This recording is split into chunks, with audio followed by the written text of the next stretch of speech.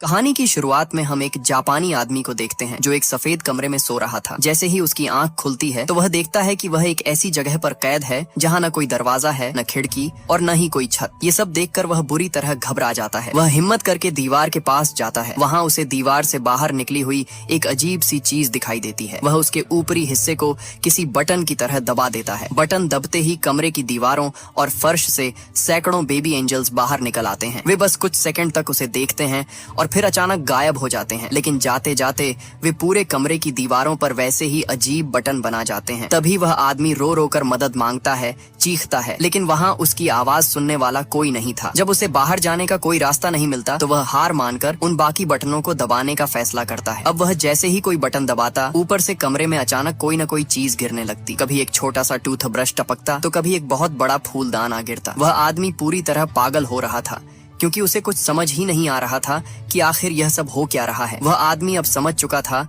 कि अगर वह एक ही बटन को बार बार दबाता है तो उसे वही चीज दोबारा मिल जाती है। ऐसे ही एक बटन को बार बार दबाने से उसके पास चॉपस्टिक्स का ढेर लग जाता है। तभी वह गलती से एक और बटन दबा देता है। अचानक दीवार से एक छोटी गाड़ी बाहर निकलती है और सीधे उसके पैरों पर जाकर जोर से टकराती है। वह दर्द के मारे चिल्लाने लगता है। तभी वह गुस्से में एक और बटन दबाता है, पर वह बटन अचानक एक शरीर के हिस्से में बदल जाता है और सीधे उसके चेहरे पर गैस छोड़ देता है। ऐसे ही कई घंटों तक वह अलग अलग बटन दबाता रहता है और पूरे कमरे में फालतू सामान का पहाड़ लग जाता है। तभी गुस्से में वह एक गेंद को दीवार पर दे मारता है। गेंद सीधे एक बटन से टकराती है और अचानक हवा से सुशी नीचे आ गिरती है। उसे बहुत भूख लगी थी, इसलिए वह सुशी देखकर खुश हो जाता है, लेकिन उसे महसूस होता है कि इसे खाने के लिए सोया सॉस तो है ही नहीं। वह चिल्लाकर अपने किडनैपर से सॉस मांगता है, पर हमेशा की तरह सन्नाटा छाया रहता है। वह पागलों की तरह बाकी बटनों को दबाता है जिससे बहुत सारी सुशी तो जमा हो जाती है, पर सॉस कहीं नहीं मिलता। हार मानकर वह बिना सॉस के ही सुशी खाने लगता है जो उसे बहुत टेस्टी लगती है। जैसे ही वह सुशी का आखिरी टुकड़ा खत्म करता है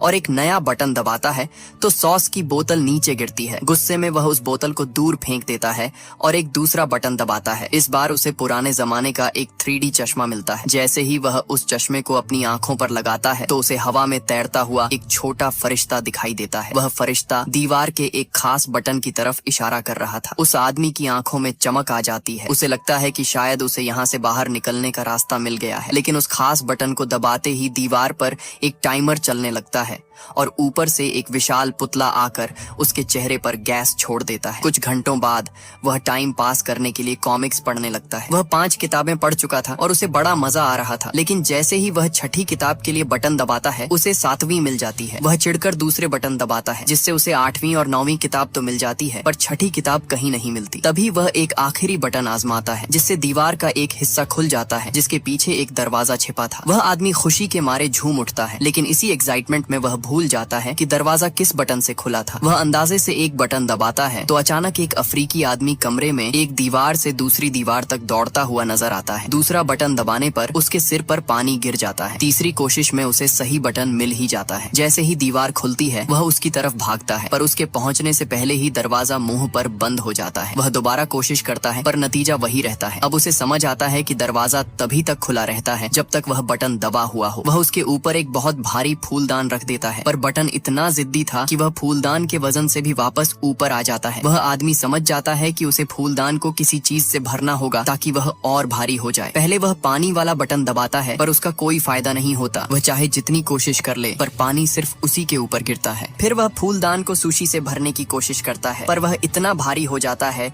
कि वह उसे उठा ही नहीं पाता। फूलदान का मुंह भी इतना छोटा था कि उसका हाथ अंदर नहीं जा रहा था, इसलिए मजबूरी में उसे चॉपस्टिक से एक एक करके सुशी बाहर निकालनी पड़ती है। काफी देर बाद जब वह थोड़ी सुशी निकाल लेता है तो वह किसी तरह फूलदान को उठा पाता है और बटनों के पास ले जाता है, लेकिन वहां पहुंचते ही वह फिर से भूल जाता है कि सही बटन कौन सा था। वह अंदाजे से एक बटन दबाता है तो फिर से वही अफ्रीकी आदमी दीवार से बाहर निकलता है और गलती से फूलदान से टकरा जाता है, जिससे वह फूलदान टूटकर 2 टुकड़ों में बिखर जाता है। यह देखकर वह आदमी पागलों की तरह चिल्लाने लगता है और इसी गुस्से में उसे सही बटन मिल जाता है। अब वह उस बटन के ऊपर सुशी का ढेर लगाना शुरू कर देता है ताकि वह दबा रहे, लेकिन सुशी वाला जुगाड़ भी काम नहीं आता और वह जिद्दी बटन चावलों के बीच से वापस बाहर निकल आता है। इसके बाद वह आदमी बटन पर टेप चिपकाता है और फिर लोहे की प्लेट के साथ टेप लगाता है, पर कुछ भी काम नहीं करता। बार बार गिरने की वजह से उसे बहुत दर्द हो रहा था, इसलिए वह दर्द की दवा खाकर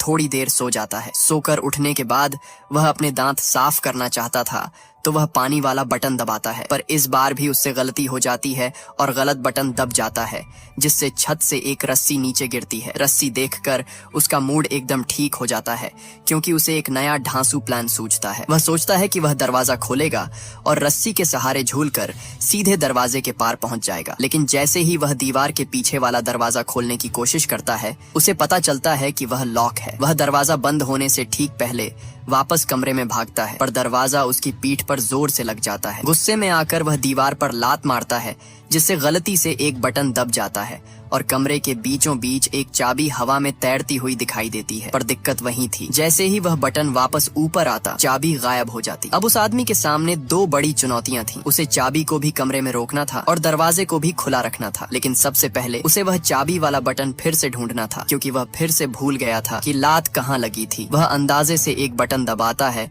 तो चाबी निकलने के बजाय दीवार से एक कुत्ता बाहर आता है और उस पर भौंकने लगता है। दूसरी बार भी वही कुत्ता बाहर आता है, पर तीसरी कोशिश में उसे चाबी वाला बटन मिल जाता है। इस बार वह कोई रिस्क नहीं लेना चाहता था, इसलिए वह अपनी उंगली से बटन की तरफ इशारा करते हुए पीछे की तरफ चलता है और एक सुशी का टुकड़ा उठाकर उस बटन पर निशान लगा देता है। लेकिन जैसे ही वह उसे दबाता है, फिर से वही कुत्ता बाहर आ जाता है। काफी मशक्कत के बाद उसे सही बटन फिर से मिल जाता है। अब वह एक नया ढांसू प्लान बनाता है। वह छत से लटकी रस्सी को पकड़ता है और हवा में झूलते हुए अलग अलग बटनों तक पहुंचने की कोशिश करता है, पर फिर भी बात नहीं बनती। फर्श पर गिरते ही उसकी नजर एक प्लंजर पर पड़ती है। उसे एक आइडिया आता है कि वह प्लंजर की मदद से दीवार को धक्का देकर खुद को और दूर तक उछाल सकता है। एक दो बार फेल होने के बाद उसका यह मास्टर प्लान काम कर जाता है। वह रस्सी पर झूलता है, प्लंजर से दीवार को धक्का देता है और फुर्ती से चाबी वाला बटन दबाकर चाबी लपक लेता है। इसके तुरंत बाद वह दरवाजे वाला बटन दबाता है और दरवाजा बंद होने से पहले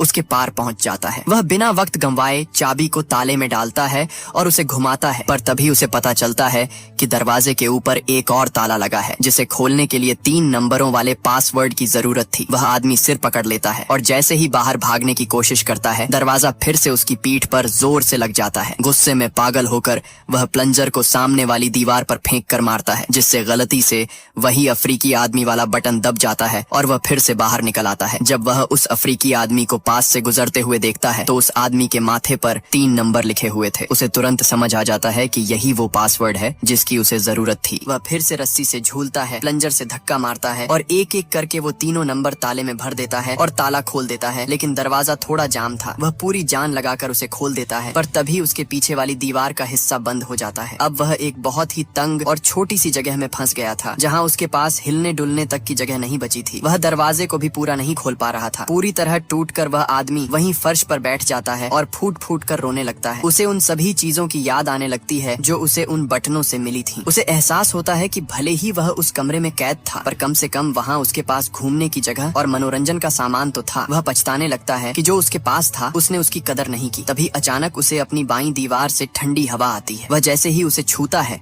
उसे एक दरार दिखती है, जिससे पता चलता है कि यह भी एक नकली दीवार है। वह बिना वक्त गंवाए उस पैनल को धक्का देकर खोलता है और बाहर की ओर भागता है। वह एक रहस्यमयी गलियारे में पहुंच जाता है जो घने अंधेरे के बीच हवा में तैर रहा था। वह पागलों की तरह बाहर निकलने के लिए भागता रहता है। उसे महसूस होता है कि जैसे वह सदियों से भाग रहा है। जब वह आखिरकार एक कमरे में पहुंचता है तो उसका हुलिया पूरी तरह बदल चुका था। उसके रंग बिरंगे पजामे का रंग भी पूरी तरह उड़ चुका था। वह आदमी जिस नए कमरे में पहुंचता है वह भी एकदम खाली था। जैसे ही वह अंदर कदम रखता है, पीछे का दरवाजा अपने आप बंद हो जाता है। लेकिन इस बार दीवारों से छोटे नहीं बल्कि बड़े फरिश्ते बाहर निकलते हैं। वे बस उसे घूरते हैं और पल भर में गायब हो जाते हैं, लेकिन जाते जाते दीवार पर वही पुराने अजीब बटन छोड़ जाते हैं। जब वह एक बटन को दबाता है और उससे कमरे में कोई चीज नहीं मिलती तो वह गुस्से में दूसरे बटन आजमाना शुरू कर देता है। अब पूरी दुनिया में अजीबोगरीब घटनाएं घटने लगती हैं। एक बटन दबाने पर लॉस एंजलिस के एक कॉन्सर्ट में एक सिंगर के मुंह से अचानक आग निकलने लगती है। दूसरा बटन दबाते ही रूस का एक मशहूर जादूगर अपना जादू दिखाने में बुरी तरह फेल हो जाता है। और तीसरा बटन दबाने पर चीन का एक आदमी सड़क पर अपने ही कुत्तों पर पागलों की तरह भौंकने लगता है। वह आदमी पूरी तरह टूट चुका था और अब हार मानने ही वाला था कि तभी उसकी नजर ऊपर से आ रही एक तेज रोशनी पर पड़ती है। उसे एहसास होता है कि पिछले कमरे की तरह